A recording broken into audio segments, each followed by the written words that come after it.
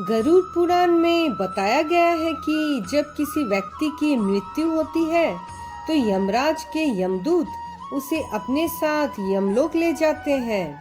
यहाँ उसके अच्छे और बुरे कर्मों का हिसाब होता है और फिर 24 घंटे के अंदर यमदूत उस प्राणी की आत्मा को वापस घर छोड़ जाते हैं।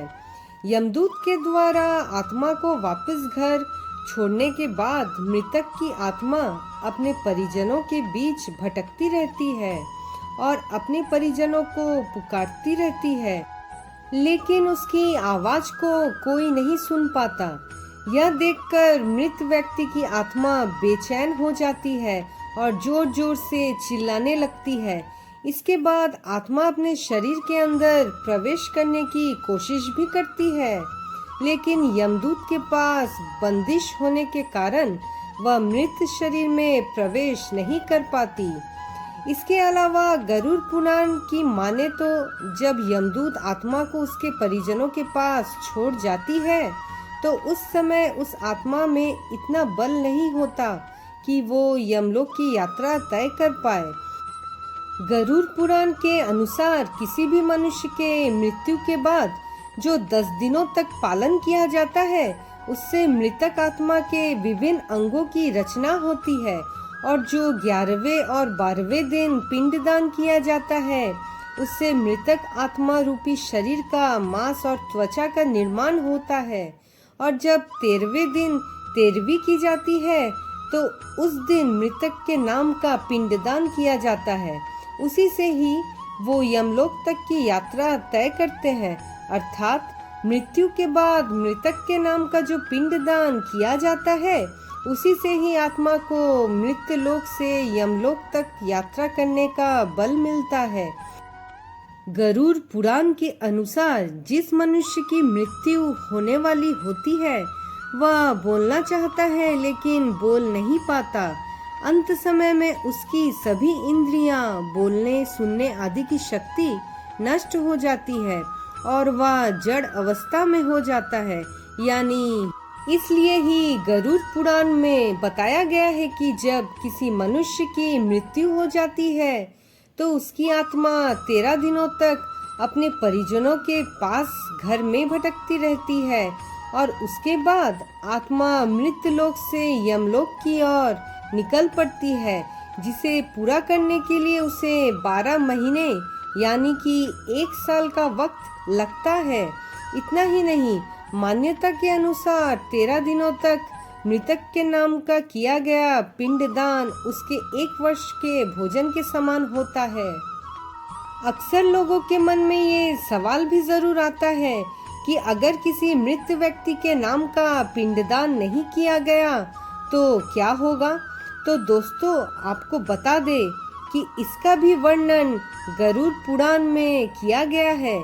जी हाँ, जिस मृत व्यक्ति का पिंडदान नहीं किया जाता, यमदूत उसे 13वें दिन जबरदस्ती घसीटते हुए यमलोक की ओर ले जाते हैं और मृतक व्यक्ति की आत्मा को इस दौरान काफी कष्ट उठाना पड़ता है। इसलिए हिंदू धर्म में मनुष्य की मृत्यु के बाद 13 दिनों तक पिंडदान करना आवश्यक माना गया है। 13वें दिन परिजनों के द्वारा मृतक व्यक्ति के नाम का जो भोज करवाया जाता है, अगर वह कर्ज लेकर किया जाए तो मृत व्यक्ति की आत्मा को शांति नहीं मिलती। इतना ही नहीं, गरुड़ पुराण में यह भी बताया गया है कि जो व्यक्ति जीवित रहते हुए अच्छे कर्म करता है, मृत्यु के बाद उसकी आत्मा को यात्रा के दौरान यमदूत कोई कष्ट नहीं देते, और जो व्यक्ति बुरे कर्म करता है उसकी आत्मा को यमदूत यात्रा के दौरान कई यातनाएं देता है और आत्मा को कई कष्ट भोगने पड़ते हैं। शास्त्रों में आत्महत्या करना अपराध माना गया है।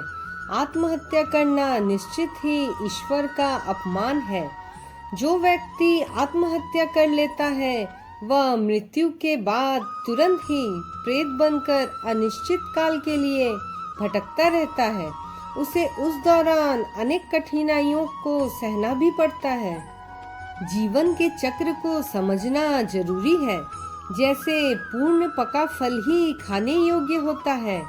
जब फल पक जाता है तभी वह वृक्ष को त्याग कर खुद ही वृक्ष बनने की राह पर निकल पड़ता है। इसी तरह पूर्ण आयु जीकर मरा हुआ मनुष्य अच्छे जीवन के लिए निकल पड़ता है।